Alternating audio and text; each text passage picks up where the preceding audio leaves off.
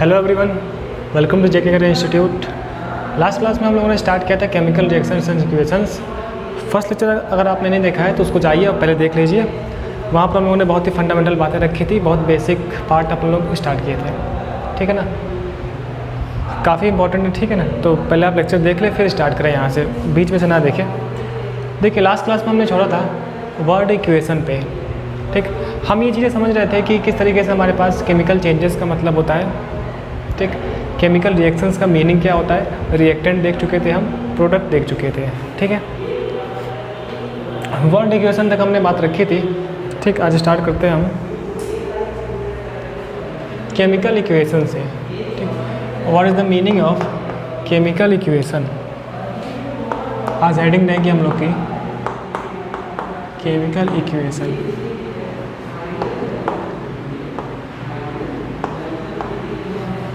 ठीक है। तो हेडिंग लिखें केमिकल इक्वेशन। देखिए अभी तक हम क्या कर रहे थे, जैसे कि हम एक एग्जांपल देखें। जैसे कोई रिएक्शन हो रही ना, जिंक, ठीक है ना। जब जिंक की रिएक्शन होती है dilute sulphuric acid, dilute sulphuric acid, है ना। तो यहाँ से मुझे बनता है जिंक सल्फेट। क्या चीज़, zinc sulphate plus hydrogen gas मुझे मिलती है, प्लस हाइड्रोजन गैस, ठीक है। ये एक रिएक्शन है, इस पर हम थोड़ा सा डिटेल में बात करेंगे अभी। एक और रिएक्शन की बात करते हैं हम लोग, जैसे जिंक हुआ।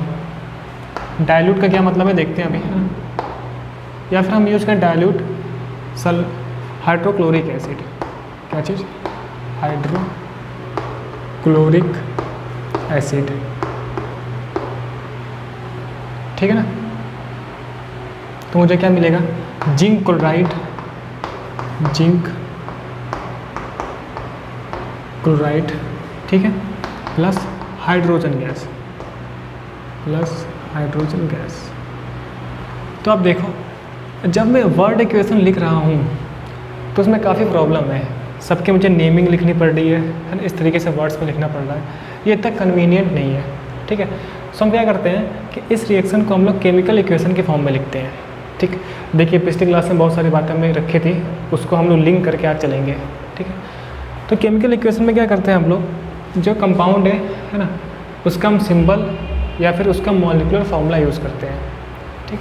तो अगर मैं इस फर्स्ट वाले रिएक्शन की बात करूं तो यहाँ पर हम लोग जिंक के लिए जेडन सिंबल हम लोग का होता है, तो जिंक के लिए अपन लोग जेडन यूज़ करेंगे, ठीक। Plus dilute sulphuric acid. देखिए सॉल्यूशन की बात करते हैं हम लोग, 9th में थोड़ा सा आइडिया लेते हैं हम लोग सॉल्यूशन का, है ना। होमोजीनियस सॉल्यूशन, हेट्रोजीनियस सॉल्यूशन, फिर जाके हम लोग 11th 12th क्लास में डिटेल से पढ़ते हैं इसके बारे में, ठीक। फिलहाल देखिए सॉल्यूशन का मीन्स क्या है, जैसे मेरे पास वाटर है, ठीक है। और वाटर में मैं कोई लाकर लिक्विड उसमें ऐड करता हूँ जो जिनका फेस सेम है ना। वाटर लिक्विड के फॉर्म में था, इसमें हम लोग लाकर मान लीजिए रसना डाल दिए, जो भी लिक्विड के फॉर्म में है, तो मेरे पास एक लिक्विड मिला, ठीक है ना। सो इसे मैं क्या बोल रहा हूँ, सॉल्यूशन, मतलब कि मोर देन 2 होमोजीनियस मिक्सचर, ठीक। हम जानते हैं मिक्सचर के बारे में, होमोजीनियस मिक्सचर, जैसे कि अगर हम वाटर में चीनी को डालें और तो चीनी उसमें पूरी घुल जाती है, ठीक है। फिर हम चीनी से, वाटर से चीनी को अलग नहीं कर सकते हैं, है ना। तो इस मिक्सचर को मैं क्या बोलता हूँ, होमोजीनियस मिक्सचर। वहीं अगर हम लोग वाटर में सैंड डाल दें, है ना, तो फिर उस सैंड को अपन लोग आसानी से वाटर से अलग कर सकते हैं, ठीक है। तो ये मिक्सचर कैसा है, हेट्रोजीनियस मिक्सचर, ठीक है। तो सॉल्यूशन का मतलब क्या होता है, 2 and more than 2 homogeneous mixture. अगर मेरे पास ऐसे होमोजीनियस मिक्सचर हो जहाँ से मैं सॉल्यूट और सॉल्वेंट को सेपरेट ना कर पाऊँ, ठीक है, वो क्या मेरे लिए होता है, सॉल्यूशन होता है। 2 पार्ट होते हैं ना, एक सॉल्वेंट होता है, एक सॉल्यूट होता है। सॉल्वेंट वो पार्ट होता है जो ज़्यादा अमाउंट में होता है, जैसे कि मैं 1 लीटर पानी में 2 ग्राम चीनी को डालता हूँ, तो 1 लीटर वाटर क्या हो गया, सॉल्वेंट हो गया, एंड 2 ग्राम शुगर क्या हो गया, सॉल्यूट हो गया, है ना। तो इस तरीके से मान लीजिए मेरे पास सल्फ्यूरिक एसिड का है, सल्फ्यूरिक एसिड है, ठीक है। अब उस सल्फ्यूरिक एसिड में वाटर का अमाउंट ज़्यादा है, किसका, वाटर का अमाउंट। तो मैं बोलूँगा कि भाई साहब ये डाइल्यूट सल्फ्यूरिक एसिड है, ठीक है ना। अगर वाटर का अमाउंट कम है as compare to sulphuric acid, तो मैं क्या बोलूँगा, वो कंसनट्रेटेड सल्फ्यूरिक एसिड है, ठीक है। तो हम लोग वर्ड यूज़ करते हैं कंसनट्रेटेड, कंसनट्रेशन। इस वर्ड का एक्चुअली मीनिंग क्या है बहुत ही डिटेल समझते हैं हम लोग 11th क्लास में, ठीक। फिलहाल अभी अपने लिए क्या है, अगर कंसनट्रेट सोल्यूशन लिखा है इसका मीन्स वहाँ पर वाटर कम है। तो कभी इधर आपने देखा होगा जो बैटरी में अपन लोग तेजाब यूज़ करते हैं, बैटरी का पानी यूज़ करते हैं, ठीक, वो डाइल्यूट होता है ना, उसमें इतना ज़्यादा एसिड का जो अमाउंट है इतना नहीं होता है। अब मान लीजिए कोई ऐसा एसिड है जिसको डालते ही ठीक एकदम जल गया, ज़मीन से बुलबुले निकलने लगे, ठीक है, तो वो हम लोग कंसनट्रेट वाला होगा, ठीक है। डाइल्यूट में क्या होगा, वाटर ज़्यादा होगा, कंसनट्रेट में वाटर का अमाउंट कम होगा। तो हम लोग क्या यूज़ करें, डाइल्यूट सल्फ्यूरिक एसिड या फिर डाइल्यूट हाइड्रोक्लोरिक एसिड HCl, ठीक। तो हम लोग ऐसे लिख सकते हैं, डाइल्यूट को लिखते हैं हम लोग DIL, बस इतना लिखते हैं, ठीक है। अब सल्फ्यूरिक एसिड को H2SO4। तो अगर हम लोग इस तरीके से वर्ड इक्वेशन ना लिखकर हम लोग वहाँ पर सिंबल्स का यूज़ करें, कंपाउंड के फॉर्मूले का यूज़ करें, ठीक है, H2SO4 हो गया ना, देन मुझे क्या मिल रहा है। अब देखिए यहाँ से क्या होता है ना, एक्चुअल में थोड़ा बहुत आपको आइडिया होगा कि जिंक पे +2 चार्ज होता है ना, जिंक के वैलेंस से 2 होती है।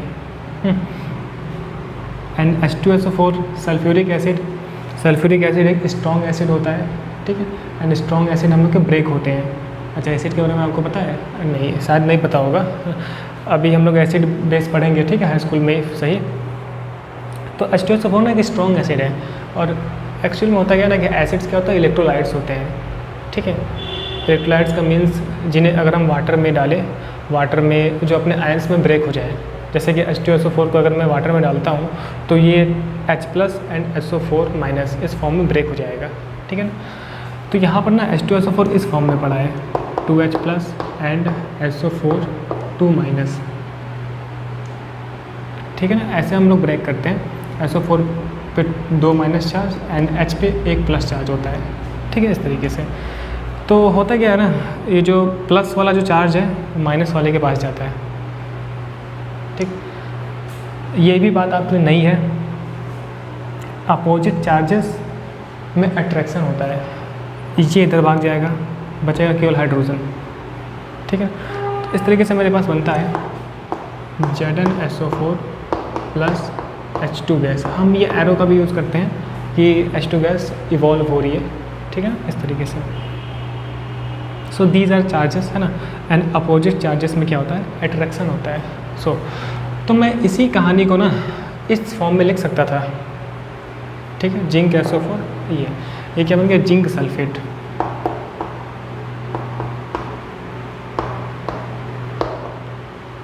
ठीक।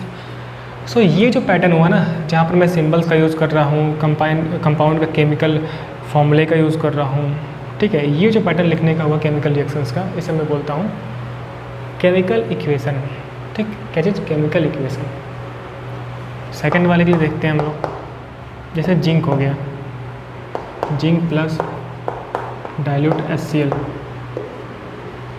ठीक है ना। एक्चुअल में ये डिस्प्लेसमेंट रिएक्शन है जो हम आगे चल के पढ़ेंगे अभी। जिंक देखिए, है ना। अच्छा, अभी मैं ये चार्ज बता दूंगा ना तो फिर बैलेंसिंग का प्रॉब्लम आएगा। जिंक क्या है ना, Cl के साथ लग जाएगा तो ZnCl बन जाएगा, ZnCl2, है ना। देखिए एक्चुअल में क्या है ना, ये होता है जिंक 2+ चार्ज है, H पे 1+ चार्ज होता है ना, ऐसे ब्रेक होता है, Cl पे E- चार्ज, ठीक है। इलेक्ट्रोलाइट वाला पार्ट है आपके सिलेबस में, उसकी बात करेंगे हम लोग। जैसे HCl ये भी एक एसिड है, ठीक है। सो डाइल्यूट का मतलब क्या है, वाटर में है HCl, तो HCl वाटर में जाके अपने आयंस के फॉर्म में ब्रेक होगा, मतलब यहाँ से H+ और यहाँ से Cl-, ठीक है। सो ये Zn ना इसके साथ लग जाता है, Cl के साथ, Zn किसके साथ, Cl के साथ, ठीक, इस तरीके से। अच्छा, एक चीज़ अगर आप देख पा रहे हो, देखो जिंक पे +2 चार्ज था, SO4 पे 2- चार्ज, मतलब कि चार्जेस एक दूसरे से कैंसिल हो गए, एंड जिंक SO4 ZnSO4 मुझे ऐसे मिला, ठीक है ना। यहाँ देखना आप, Zn पे 2+ चार्ज, Cl पे 1-। तो एक्चुअल में ना क्रॉस का रूल चलता है, शायद आपको पता हो। अगर मैं ये लिखूँ, ठीक है ना, ये इसके कदमों में आता है, ये इसके कदमों में आता है, मतलब यहाँ से मुझे ये बनने वाला है ZnCl2, ठीक, ऐसे क्या बनेगा ZnCl2 जिंक क्लोराइड। ठीक है, तो इस तरीके से जो चार्ज है ना वैलेंसीज नीचे आती है, तो यहाँ से क्या बन गया ZnCl2 जिंक क्लोराइड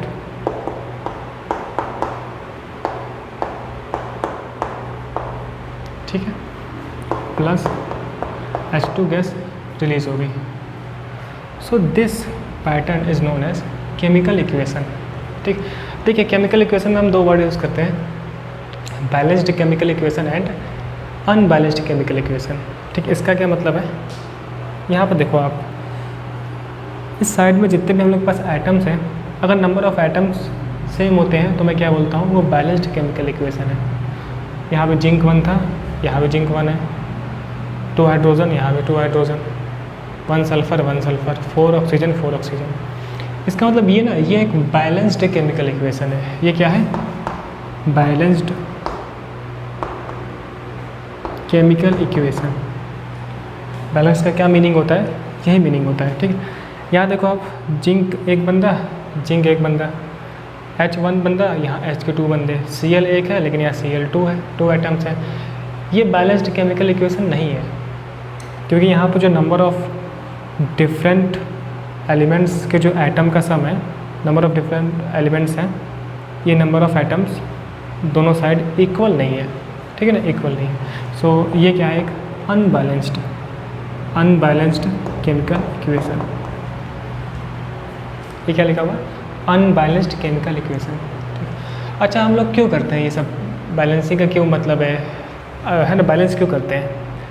देखिए एक्चुअली मुझे पता है ना, law of conservation of mass. ठीक, 9th क्लास में हमने पढ़ा है law of conservation of mass, कि हम मास को क्रिएट नहीं कर सकते और ना ही मास को डिस्ट्रॉय कर सकते हैं। ठीक, इसका मतलब है कि जितना मास मैंने लिया था, जितना मैंने अमाउंट लिया था रिएक्टेंट का, वहाँ से रिएक्शन होकर जो प्रोडक्ट बन रहा है ना, दोनों का मास इक्वल होना चाहिए। ठीक है ना, मास इक्वल होना चाहिए। यहाँ पर अपन लोग एटम्स की बात कर रहे हैं पर्टिकुलर्स, तो यहाँ पर हम लोग का एटॉमिक मास इक्वल होना चाहिए, है ना, एक्चुअली मास इक्वल होना चाहिए। इस वजह से अपन लोग ऐसा कभी हो नहीं सकता कि मैंने मास को क्रिएट कर दिया। तो यहाँ देख रहे हैं आपको, एक Cl है, यहाँ 2 Cl आ गया, तो मैंने मास क्रिएट किया। अनबैलेंस का मतलब क्या, मैंने मास क्रिएट कर दिया, ऐसा पॉसिबल तो है नहीं। इस वजह से मुझे क्या है ना, नंबर ऑफ़ एटम्स सेम करने पड़ते हैं, जैसे कि मैं ये दिखा पाऊँ कि यहाँ पर जो एटॉमिक मास है और इस साइड जो एटॉमिक मास है वो दोनों इक्वल है। Law of conservation of mass को फॉलो करता है। ठीक है ना, तो ये कहानी होती है। सो पहले आप लिख लो केमिकल इक्वेशन, हेडिंग लिख लो, इसमें कुछ बातें लिखते हैं हम लोग, फिर देखते हैं। ठीक है ना, लिखिएगा इसमें पहला पॉइंट लिखिएगा हेडिंग के अंदर, केमिकल इक्वेशन के अंदर, है ना। लिखिए the method of representing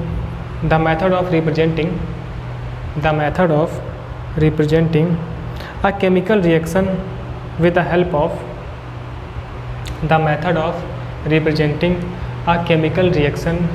the help of symbols and formulae, FORMULAE and formulae of the substance involved in it,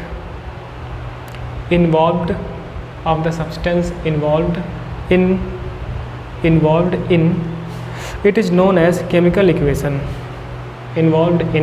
It is known as chemical equation.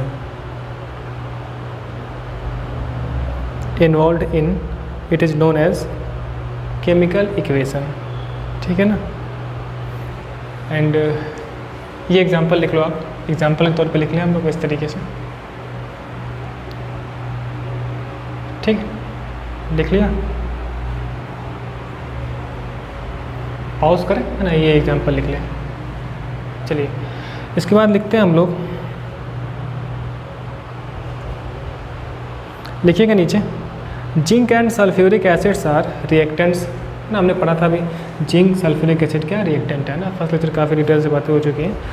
लिखिए इसमें zinc and sulphuric acids are reactant, zinc and sulphuric acids are reactants.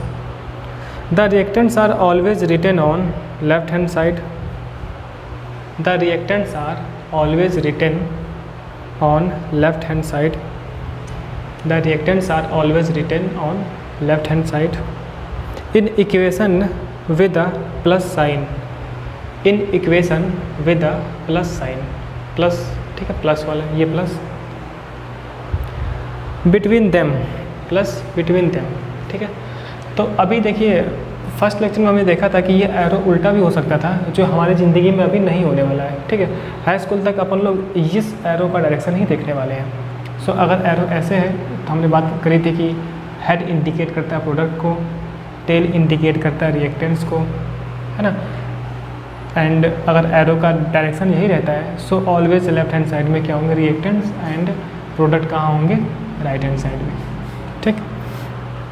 Next point लिखिएगा, zinc sulphate and hydrogen are, zinc sulphate and hydrogen are, zinc sulphate and hydrogen are the product in this case, are the product in this case, the products are always written on right hand side, the products are always written on right hand side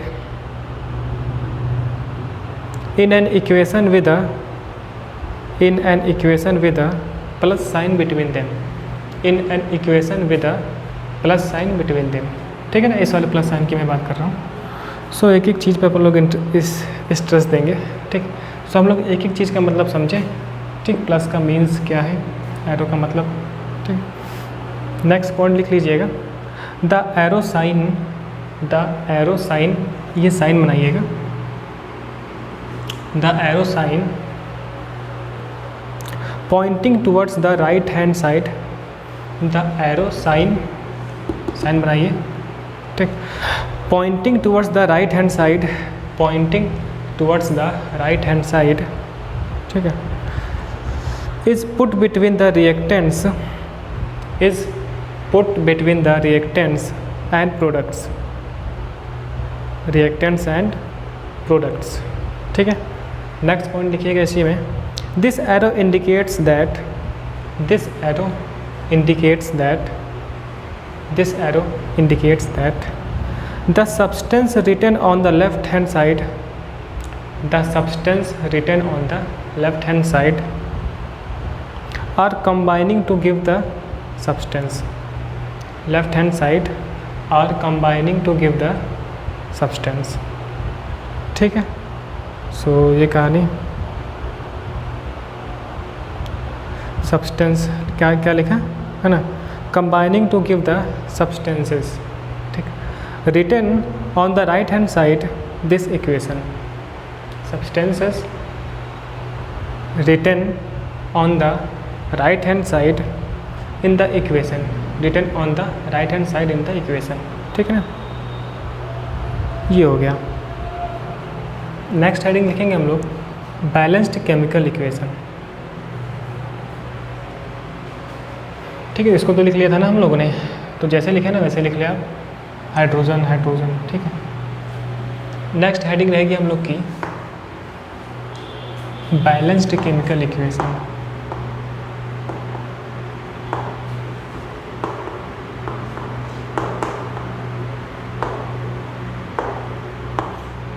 ठीक है। तो जिस तरीके से mathematics में equation होती है ना, इक्वल टू का लेफ्ट हैंड साइड इक्वल होता है राइट हैंड साइड के, ठीक ठीक। उसी तरीके से वहाँ पर हम वेरिएबल्स की बात करते हैं, कांस्टेंट की बात करते हैं, है ना, एक्स की वैल्यू इतनी होगी तो सेटिस्फाई कर रहा है या नहीं, ठीक। उसी तरीके से यहाँ पर क्या है, मासेस जो है ना, इधर के मास और इधर का मास दोनों इक्वल है। अभी आप लोग को शायद एटॉमिक मास का आइडिया नहीं होगा, है ना, 9th क्लास पढ़ा होगा आपने एटॉमिक मास, वरना मैं उससे करके दिखाता, ठीक है। तो आगे फर्दर हम देखेंगे कि एटॉमिक मास एक्चुअल में इक्वल होता है ना। इसका एटॉमिक मास, इसका एटॉमिक मास लिखेंगे, सम करेंगे, है ना। इसका तो नहीं इक्वल आएगा क्योंकि ये अनबैलेंस्ड है, बैलेंस्ड वाले का इक्वल आएगा, ठीक है। और मैं बैलेंस्ड क्यों करता हूँ, इसका रीजन हमने देखा, law of conservation of mass. Balanced का क्या मतलब होता है ना, अनबैलेंस्ड का क्या मतलब होता है, नंबर ऑफ एटम्स इक्वल नहीं होते हैं, ठीक। सो हेडिंग में लिखिएगा, तो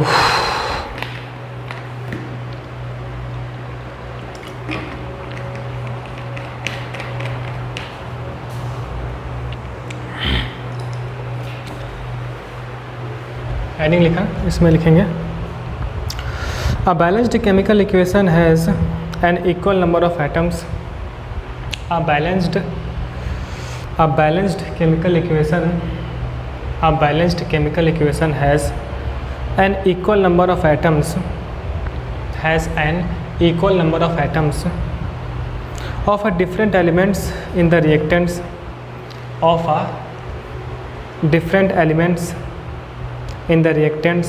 and products. ठीक है. सो देखिए, हम ये चाहते हैं ना कि जिस तरीके से ऑफलाइन क्लासेस होती है ना कि पर्टिकुलर बोल के लिखवाया जाए, वो सब काम करें, तो लिखने में थोड़ा बहुत टाइम जाता है, ये हम जानते हैं, वरना फिर अभी तक फटाफट बता के चीज़ें खत्म हो जाती हैं. ठीक, तो प्रॉपर आप लोग नोट्स बनाए. ठीक है, किसी भी और क्लास में कोई प्रॉब्लम नहीं होगी, कुछ ज़रूरत नहीं पड़ेगी, है ना. जितने भी लेक्चर्स हैं, सारे लेक्चर्स आप लोग देख लेना पर्टिकुलर, तो केमिस्ट्री वाले पार्ट से आप लोग 100 में 100 कर सकते हैं, है ना, इसमें कोई डाउट नहीं है. लिख लिया ना. A balanced chemical equation has an equal number of atoms of a different elements in the reactants and products. ठीक, ये चीज़ फॉर एग्जांपल लिख लीजिएगा.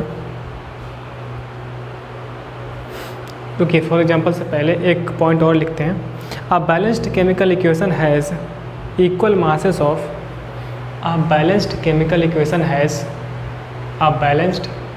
equation has equal masses of various elements in reactants and products. Equal masses of various elements in reactants and products. ठीक है ना. अब देखते हैं. तो हमने ये देखा कि बैलेंस का मतलब क्या है कि यहाँ पर जो एटम्स हैं, equal number of atoms left hand side होंगे एंड राइट हैंड साइड होंगे. ठीक है. एंड ऐसा किस लिए होता है? Law of conservation of mass के लिए. मास का भी इक्वल होगा यहाँ पर. ठीक है, जो यहाँ पर मास होगा उधर ही मास वहाँ तय होगा. ठीक है, चीज़ें. अब एग्जांपल लिखेंगे हम लोग. एग्जांपल ये लिखते हैं हम लोग. ठीक है, जिंक, ये चीज़. तो हम देखें लेफ्ट हैंड साइड जिंक के देखते हैं हम लोग. नंबर ऑफ एटम तो कितना है? 1 है. ठीक है. हाइड्रोजन का नंबर ऑफ एटम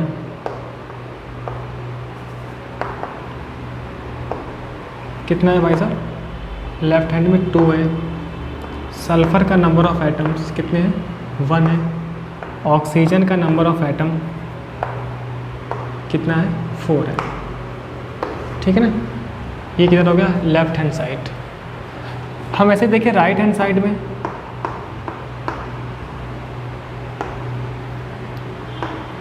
जिंक के नंबर ऑफ एटम्स 1, सल्फर के नंबर ऑफ एटम्स 1, ऑक्सीजन के नंबर ऑफ एटम्स 4, हाइड्रोजन के नंबर ऑफ एटम्स 2. देखिए इक्वल है ना, है ना. तो इस वजह से ये क्या है? Balanced chemical equation. देखिए जब बैलेंस्ड होता है तो इसके थ्रू बहुत सारी प्रॉपर्टीज इससे रिलेट करती है ना. एक्चुअल में जो यहाँ पे लिखा है ना, इसके आगे 1 लिखा होता है इसके आगे. ठीक है. This is known as stoichiometric coefficient. क्या बोलते हैं इसको? Stoichiometric coefficient. जब ये बैलेंस्ड केमिकल इक्वेशन होती है, और इस बैलेंस केमिकल इक्वेशन से हम लोग बहुत सारे काम करते हैं. 11th क्लास वाली पार्ट है वहाँ पे. ठीक. सो ये इंपॉर्टेंट है बैलेंसिंग वाला मामला. अब देखिए जब बैलेंस ना हो, अभी हम सीखेंगे कि बैलेंस कैसे करेंगे. ठीक है. अच्छा, हमारे सिलेबस में वो चीज़ें हैं ना जो बैलेंस हो सकती है. ठीक है. ऐसा भी होता है कि केमिकल रिएक्शन बैलेंस हो ही ना. ठीक. मान लीजिए यहाँ पर अलग एलिमेंट्स हैं, उधर कोई अलग ही एलिमेंट फॉर्म हो गया, है ना. इसका मतलब कि रिएक्शन कई स्टेप्स में फॉलो हुई है. ठीक है. तो अपने तो आसान चीज़ें हैं, हमारे में तो बैलेंसिंग आसानी से हो जाएगी, और हम लोग कुछ क्वेश्चंस भी करेंगे बैलेंसिंग वाले पर. ठीक. सो ये इसको कॉपी कर लें आप. एग्जाम्पल कॉपी कर लें. ठीक है. ये जिंक वाला एग्जाम्पल ऐसा सीन बना लें पूरा. ठीक. तो वीडियो पॉज करें, बैलेंस कॉपी करें, फिर हम आगे बढ़ते हैं. नेक्स्ट लिखते हैं हम लोग unbalanced.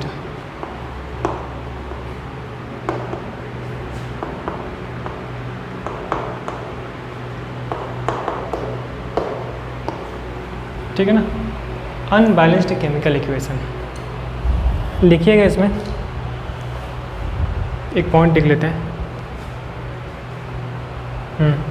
An unbalanced chemical equation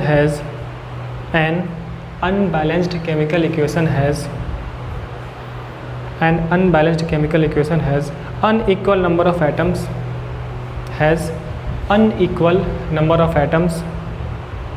of one or more elements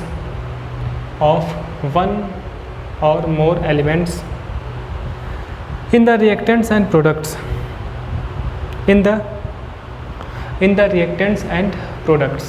ठीक है, नेक्स्ट पॉइंट लिखते हैं. An unbalanced chemical equation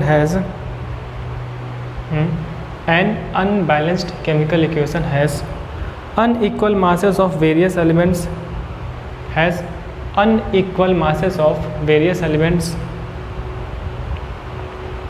ठीक है, in reactants and products.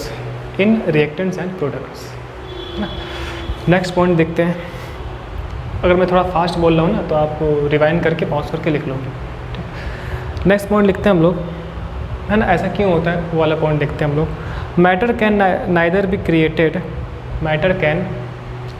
Created nor destroyed in a chemical reaction. Matter can neither be created nor destroyed in a chemical reaction. ठीक है. This means that the number of various types of atoms in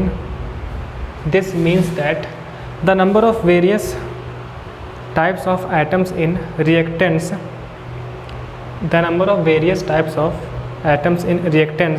must be equal to the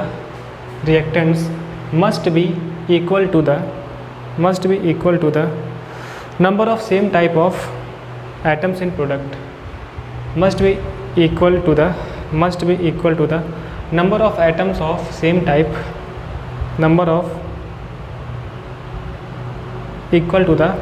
ठीक है, number of same type of atoms in products. ठीक, equal to the number of same type of atoms in products. ठीक है.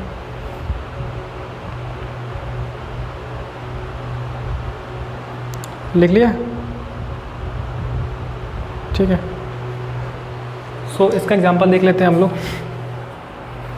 तो हम लोग ने इतना सीख लिया कि केमिकल इक्वेशन का मतलब क्या है, अनबैलेंस्ड केमिकल इक्वेशन का मीनिंग, ठीक, बैलेंस्ड केमिकल इक्वेशन का मीनिंग.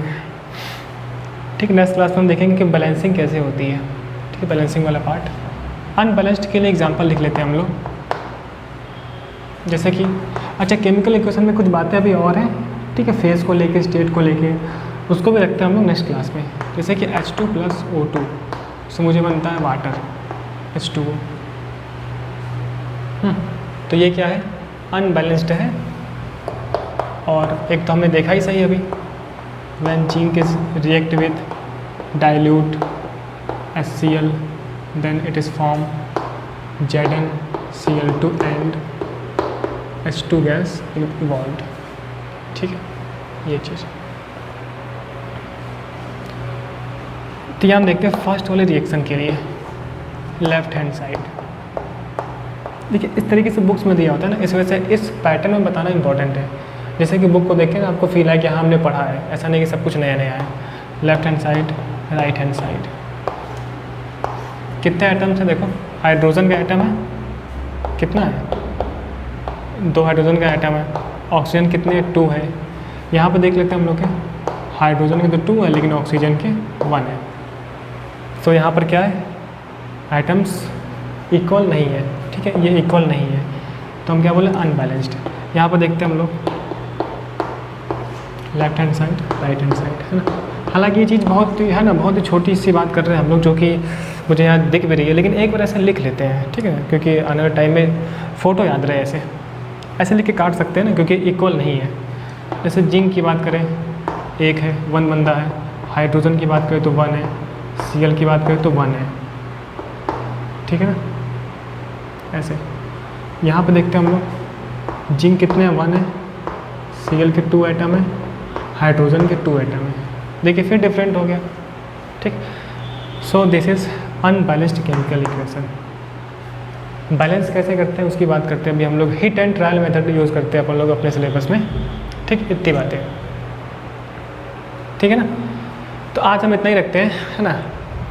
जैसे आपको पता चल गया होगा, अगर आप बहुत ही गौर से वीडियो देख रहे होगे ना, अगर आपने ये टाइटल देखा होगा, ये जिस पैटर्न में लिखा है, तो फर्स्ट लेक्चर में भी ऐसे पैटर्न में लिखा था, है ना। इसका मतलब कि फर्स्ट लेक्चर और ये वाला लेक्चर एक ही दिन रिकॉर्ड हो रहे हैं, वो भी लगातार, है ना, आपको मिल रहा है अलग अलग। ठीक, सो आज के लिए इतना ही रखते हैं, मिलते हैं।